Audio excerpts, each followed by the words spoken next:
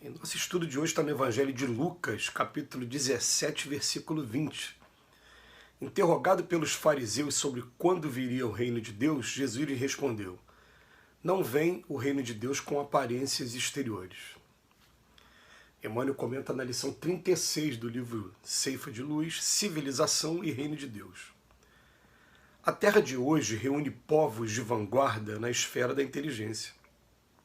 Cidades enormes são usadas à feição de ninhos gigantescos de cimento e aço por agrupamentos de milhões de pessoas. A energia elétrica assegura a circulação da força necessária à manutenção do trabalho e do conforto doméstico. A ciência garante a higiene, o automóvel ganha tempo em curtas distâncias, a imprensa e a rádio-televisão interligam milhares de criaturas num só instante, na mesma faixa de pensamento. A escola abrilhanta o cérebro, a técnica orienta a indústria, os institutos sociais patrocinam os assuntos de previdência e segurança, o comércio sabiamente dirigido atende ao consumo com precisão. Entretanto, estaremos diante de civilização impecável? À frente desses empórios resplendentes de cultura e progresso material, recordemos a palavra dos instrutores de Allan Kardec nas bases da codificação do Espiritismo, perguntando a eles por que indício se pode reconhecer uma civilização completa, através da questão 793 do Livro dos Espíritos, deles recolheu a seguinte resposta: reconhecê-las-ei pelo desenvolvimento moral. Credes que estáis muito adiantados porque tendes feito grandes descobertas e obtido maravilhosas invenções, porque vos alojais e vestir melhor do que os selvagens.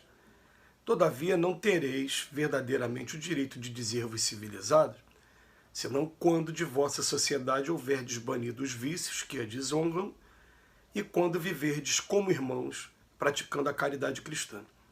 Até então sereis apenas povos esclarecidos que hão percorrido a primeira fase da civilização. Espíritas, irmãos, rememoremos a advertência do Cristo quando nos afirma que o reino de Deus não vem até nós com aparências exteriores. Para edificá-lo, não nos esqueçamos de que a doutrina espírita é luz em nossas mãos. Reflitamos nisso.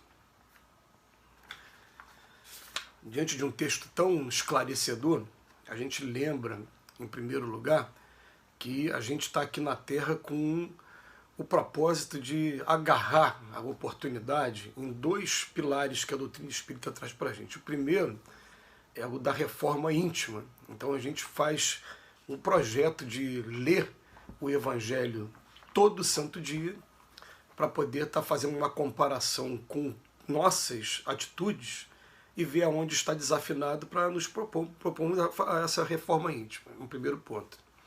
E o segundo pilar, coluna da doutrina espírita, acaba sendo na caridade, porque a gente sabe que a caridade nos coloca diante da lei de solidariedade, uns ajudando no progresso do outro.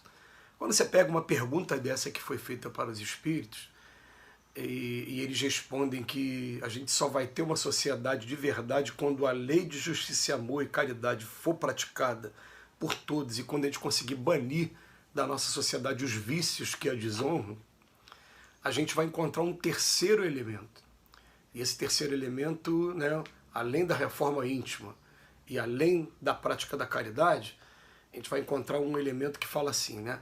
A luz se acende e se coloca à disposição de todos. A gente não pode acender a luz e ficar somente com a gente. O mundo está repleto de pessoas assim, que trazem muita inteligência e muitas das vezes também moralidade, mas que ficam para si mesmos, ficam ali acuados, ficam isolados, quando na verdade a gente precisa muito de pessoas que estejam fazendo a diferença de alguma maneira. E gente, assim, como é gratificante a gente perceber daqui a pouco que a gente está sendo usado como instrumento na mão dos espíritos, desde instrumentos assim para coisas mais graves, né, quanto para simples coisas, às vezes um conselho que dá, às vezes um vídeo desse, uma mensagem só de amizade para alguém, você pode estar tirando a pessoa de uma situação bem complexa. E nós já tivemos a oportunidade de ver, por exemplo, depois a pessoa conta para a gente nem acredita, né, no primeiro momento, fica até assustado. Mas a pessoa, por exemplo, estava caminhando na direção da estação de trem para se jogar na frente do trem. Um atentado contra a própria vida. E como o nosso centro espírita ele fica muito perto da estação de trem, resolveu entrar no centro espírita, encontrou a gente, e por ter tido um abraço amigo, ter tido uma conversa ali amiga, naquele momento desviou a pessoa do caminho. Quer dizer, uma coisa grave, né? Gravíssima. Ou então até mesmo, eu me lembro também com muito carinho também, do período que a gente trabalhava como agente religioso em presídio, e eles mesmos disseram, falaram, você não sabe o quanto está sendo bom para a gente, o quanto tem evitado algumas agressões, alguns problemas que poderiam ficar muito mais graves. Né? Falando assim, pô, santa doutrina espírita, santo estudo que a gente faz do Evangelho. E é verdade, né? Por isso que a gente precisa diariamente, de estudos como esse. Mas ele vem chamar a nossa atenção aqui, que o reino de Deus não vem com aparências exteriores. E o Emmanuel, para poder criar as imagens mentais, ele vem traçando para a gente os recursos que a gente tem hoje. Nas cidades, energia elétrica, ciência, automóvel, imprensa, rádio, televisão, a gente incluiria a internet somente hoje também, né? Escola, técnica, tudo. Aí depois que fala isso, ele fala, vem cá, será que com isso tudo que a gente tem, a gente já está diante de uma civilização completa?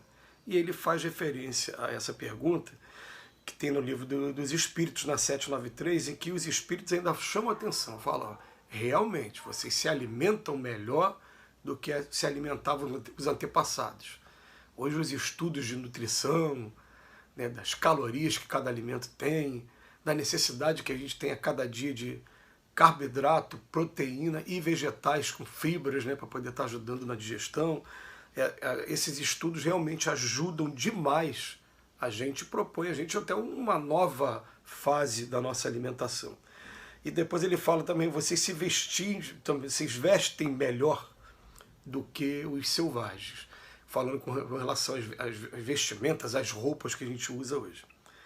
Mas ele fala, só vai ter realmente o direito de dizer-vos civilizado quando a gente conseguir banir os vícios que desonram a sociedade e quando praticarmos a caridade cristã.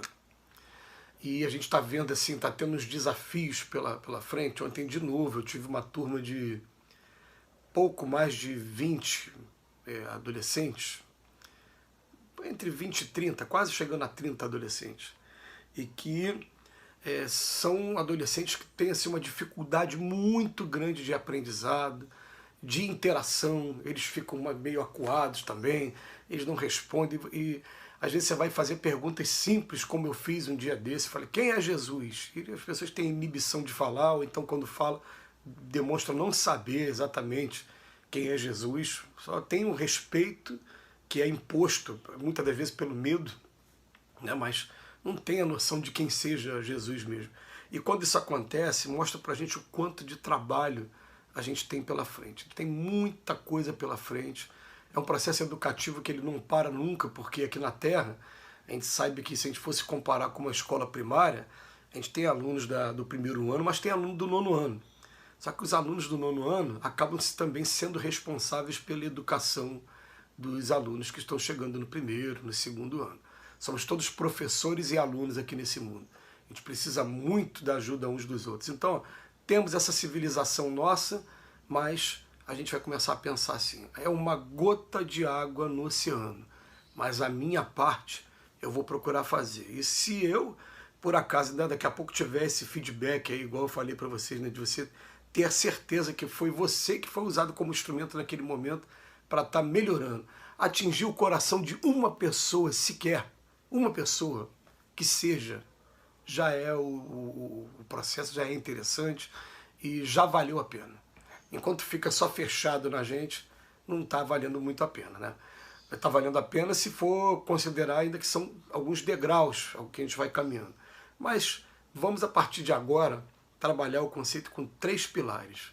O primeiro, reforma íntima, constante. O segundo, a caridade, o trabalho na caridade. E o terceiro, luz se acende e se leva adiante. A luz não foi feita para ser colocada no lugar escondido.